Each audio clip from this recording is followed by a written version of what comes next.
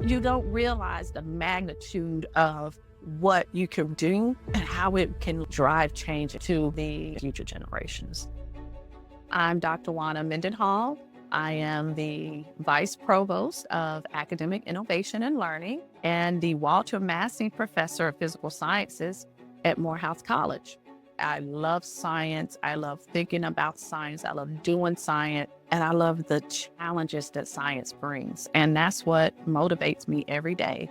The beauty of being here at Morehouse with these brilliant, young, thirsty minds is that you have so much of an impact. Our most valuable advice for me would be embracing leadership qualities and being who you are as a person. The only way to success is to first fail in order to build a product of excellence. I think my biggest lesson has been that I can learn from them. Not only are we connecting on the education side, we're also connecting on a cultural side, showing the human side of who we are. Do you have the drive to put in the extra hours of studying and truly understanding the concepts being taught? If you have that within you, then you can take yourself anywhere in the world. I will always be the mentor to them that I never got. That's been the most rewarding thing in my life. I'm Dr. Vanessa Rosa. I'm a chemist who helps scientists translate their work into broader societal impacts. Today's episode was sponsored by the National Science Foundation's Center for Molecularly Optimized Networks, within which Dr. Juana Mendenhall is a senior investigator. Through these conversations with Dr. Mendenhall and her students, 5 qualities of exceptional STEM mentorship will be revealed. The first quality is embracing bidirectional mentorship, where the mentor mentors the mentee and the mentee mentors the mentor. See if you can hear the key to this bidirectional mentorship relationship. What has been a surprising or unexpected lesson your students have taught you? I think my biggest lesson, humbly, has been that I can learn from them. Coming into a space where you're a young assistant professor out of postdocs, you always feel like, I'm driving everything and, I have to show them everything. But I had to really understand that students teach you too. And that's been one of my biggest lessons, to be able to listen to their voices as well, listen to how they process things, listen to how they understand things, and allow them to bring new ideas to the project. Good leaders listen. The older I get, and I'm not that old, I realize that listening is a huge, huge skill. There's a colleague I have that says there's a reason you have 2 ears and 1 mouth. And so I may be the PI of the lab. There's always opportunities to listen and learn. At the end of the day, it will advance you in ways you probably never thought of, because it allows that extra voice, that extra opinion, that extra thought to enter. Set it up for them, but allow them the space and the freedom to read, learn, and contribute. And when you do that, it is a beautiful ecosystem, because everything is moving forward towards achieving an overall outcome. Knowing to listen to their voices and allowing them to contribute in ways that you may not have thought of, they dive right in, because it really catalyzes their intellectual capacity, where we're taking you from out of the classroom, right? Forget about the grades, right? You don't have to get an A in this, but just show me, tell me how you think, show me how you think through this, and let them run with it. And it's a beautiful experiment, being able to have students look at you, especially a diverse, underrepresented group, as mentors and models. Like, I can be her one day, knowing that you have provided tools for them to be able to have that freedom and the ability to synthesize and contribute new ideas to a project is one of the best lessons that I've learned. Hey everybody, my name is Isaiah Frazier. I'm a junior biology major from Columbia, South Carolina. Here at Morehouse College, Dr. Mendenhall's most valuable advice for me would be to not be afraid to take leadership. That really embodies Morehouse's principles of developing men who lead lives with disciplined minds through leadership and service. Being in the lab, a lot of times you don't recognize that you have valuable insight that you can give to others, and not being afraid to invest in those leadership qualities can really put you in a situation that you don't want to be in. So I'd say definitely embracing leadership qualities and being who you are as a person. That's when you realize it's so much bigger than just the classroom. Empathy and understanding that comes with things, it makes people go so much farther. Did you hear it? Listening to understand was core in the bidirectional relationship of STEM mentorship. Another core quality is a healthily integrated scientific identity. I've always loved learning. And I think that's what's grounded me in academia and wanting to continue to disseminate my love for learning, especially science and chemistry across the disciplines, and really wanting to share that with students, especially underrepresented minority students. So I love teaching them how to think about science, solve problems, present it in a way that it's clear and rewarding for them.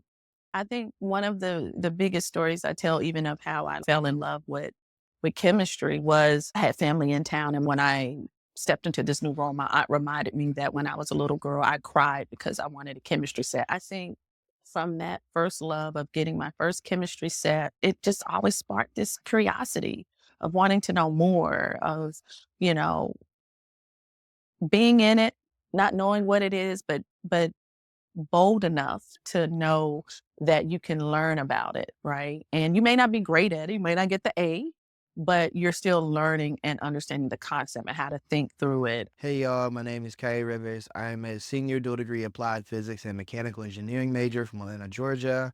The day that really sparked my interest to really get into research was the Science and Engineering Research Symposium at KIPP Atlanta Collegiate, hosted by Georgia Tech.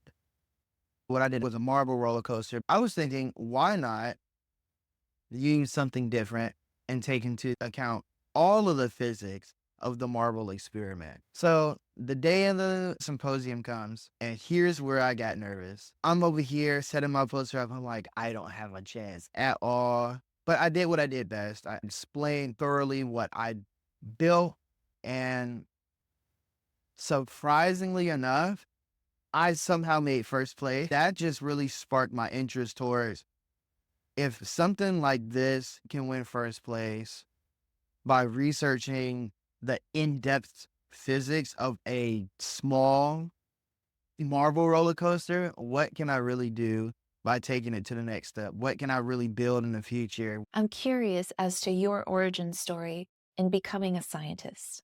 I've commented mine below. It seems many of our stories reflect imposter syndrome, or this idea that we haven't yet earned the right to call ourselves scientists. We've heard of imposter syndrome. It rears its nasty head because at times people felt like this authoritarian, type of environments, especially in science, right? One space that I was in when I was a postdoc at Cornell University, I worked in this really big lab. The PI had the entire floor was all his lab space. On one side, he had a company, a startup company. And then on the other half, it was his research lab. This man had all this money, all these opportunities, but one thing he did was he listened. He would help you figure out how to navigate it, or if he didn't know, he would point you into the right direction. And it was just somebody listening, hearing your voice. Always, always make sure someone hears your voice. All the young people that are curious scientists that want opportunities, remember your voice matters. Always make sure you project it. Be receptive to the feedback. One thing that I would emphasize to my mentees and within the scientific community is the value of hard work, right? You always hear about hard work beats talent. And that's one thing that I do believe. Oftentimes I'm in a room with so many excellent minds, or everybody, it just seems like they know the answer to every question. But what matters most is, do you have the drive to put in the extra hours of work of studying and truly understanding the concepts that are being taught? Because if you have that within you and other people can see it, then you can take yourself anywhere in the world. I don't know who I'm talking to exactly, but I would like to say that The world needs you. We need you, and I hope you find your place in life. If you want to continue to pursue the science field, or if you're facing imposter syndrome, and I know that's something we all face, you're worth it. Keep reassuring yourself people care about you. And at the end of the day, you're a scientist no matter what. Science is so beautiful because there's so much that's unknown. Being in academia is the ability for you to create your wildest dreams, explore, go after it, and don't give up. Listen, don't give up. It's tough, but it's worth it. You fail a lot. And that's something I had to really get used to. I'll print something that takes about 6 hours, come back to it and find, oh, the hole's too small, the nozzle's too small. I need to add a nozzle. I need to recreate the whole design. What that really taught me was you have to fail in order to learn. There was one time I was dealing with cells. The cells got contaminated and I was just absolutely upset. And I was wondering if I even belong in science. Fast forward, when I ended up presenting my research, I actually won best overall research. And I also got another award for second place for a poster presentation. One thing that I would like to emphasize is don't let your mistakes identify you. You're bigger than the mistakes that you make. I didn't even know you felt that way. I remember when it happened, I'm like, oh my gosh. I didn't know you were beating yourself up about that. It was bad, but it turned out for the better, you know. I learned from my mistakes, and at the same time, regardless, I still ended up doing well. It was amazing, bro. There's a third quality to being an exceptional STEM mentor, and that's adapting to the strengths and needs of your mentees. What I've learned through that is depending on what they need, you adjust to their interests and their strengths. One student I have is really good with CAD designs. He can draw things that, I mean, it's just a beautiful gift. And literally, I talk about things with him, and he can go on YouTube, look at something, and come back. This is what I came up with. And it's out of this world. And that's when it's one of those things where you're like, wow, but you really play into their strength and allowing them to say, well, I'm not that good with that. But we partner up. This person can teach you this. That's always the model in the lab, right? So we might have another student that's really good with graphics, right? So, the graphic student can put together a design or a slide or a flow chart and, bring that skill set to working with another student that's not as strong. Keep providing opportunities for new growth, new advancement, new curiosity, so they can keep building and understanding the fundamental science. I have a student that's a mechanical engineer. We don't have an engineering school. We have a dual degree engineering program. But how do we expose them to some of these engineering principles besides coursework? So when an engineering student comes to me and it's like, this is my major, this is what I'm interested in. I have a project for you. My lab makes 3D materials, 3D scaffolds or hydrogels, materials that swell in water. And so guess what? We have a apparatus that actually tests the mechanical properties of these hydrogels. That's mechanical engineering. And so we teach them literally how to touch these materials, put these on a device, and measure their mechanical properties. Chemistry connects with the mechanical engineering piece, and being able to play into their interests, their majors, even though you're not in the department they think, they belong in. Those are the things that really help when you think about the different things they may need, but still making sure you provide the foundation for them and you connect it to a part of their interest. Taking a moment to just sit with some of the science you read, to really process it, figure out how you learn from reading articles. Is there new strategies you need to use to help understand what is in the literature?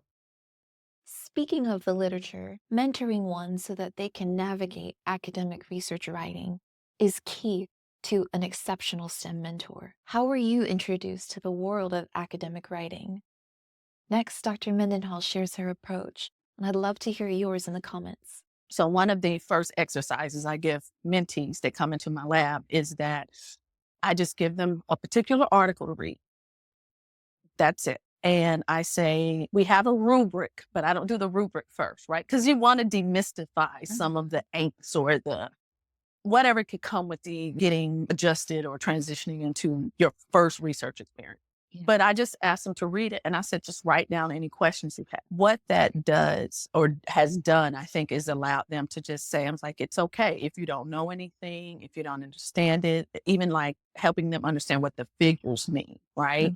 I'm big on like now really looking at like the human behavior side of it. How do you process this, right? How do you think it through?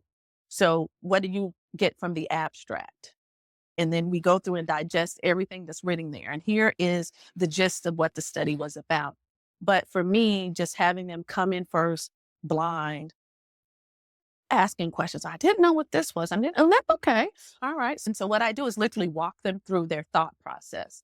And then after we kind of do that, then I do a second phase where it's like, okay, now we have a rubric. We kind of break it down even more into the scientific contents, the methodology of the paper. But first, I like to get a holistic view of how they look at it and how they perceive it. Is it too overwhelming? And they might say, Dr. Mendenhall, I didn't know what this was, but I think this is what they were saying to me. And I said, that's exactly what it is, right? And typically we can go through 10, I don't go too harsh, but maybe 10 articles, right? And we want to do a summary of them. I teach them how to extract out images from that because you want to tell your story from your perspective. And guess what that sets them up for? The holistic review of the subject matter, but also helping them understand how you can start to write a peer-reviewed paper. That's important for an undergraduate student because it diminishes the learning curve for when and if they decide to go to graduate school. And so surprisingly, my undergraduate members that have graduated and went into medicine have even said to me, you helping me go through the literature and read through that and write those literature reviews really helped me in medical school. I'm like, holy, are you serious? It's like, yeah, you taught me how to start to think through these things, right? It's a lot of translating from the classroom to the research laboratory and them seeing the continuity between the two because they are connected. But I think in higher ed, we've kind of, especially in STEM, and I'll hone in on chemistry, we've kind of lost that connection. You're not just giving them a research experience, you're giving them a life experience. It's essential. I mean, and I don't have all the answers, right? So there's always room for improvement, listening, learning, growing, and developing so that we can get this diverse pipeline of future PhD scientists, chemists especially. One of my overarching goals is to make sure that I can create the next generation of PhD scientists. This next skill is essential, especially for the next generation of scientists. Take me back in time to day one, your first time mentoring anyone. What advice would you give to your past self? You know what's interesting? The best advice, and I'm just now coming into this, so slow things down and pace yourself a little bit better. There's a saying called publish or perish. And I think that creates some unknown anxiety to a lot of us. What I learned and really learned through COVID, it's going to get done. So learning how to pace yourself, not rush through certain things. I'm still learning the tools needed to do that. So what happens is your young self, especially the young graduate student, you think you're busy and you're doing all these things. You think you're busy, but guess what? The more you go up when you get out of graduate school, you become a postdoc, right? You realize, oh, this is busy. I don't have enough time in the day to kind of do certain things that I like to do. Then when you become a junior faculty. So again, this is young Juana, full of energy. I still have it, but now I go to bed like early. I know I can't pull all-nighters like that anymore. Only if I have to, right? Because the old you, funny, the graduate student Juana, I would spend the night in the lab. True story. I would spend the night in the lab, all night, as we call them, slumber parties. And we would keep the coffee going. We would be in the lab all night. And I got my PhD in 4 years, so I guess it did pay off, right? But I had that, I didn't get burnt out that much. And honestly, the burnout didn't happen until I kind of became a faculty member. And I think the reason being is the pacing. And it's still a rat race, right? But then now when you're a junior faculty member, you realize, ooh, it's a lot of parameters, right?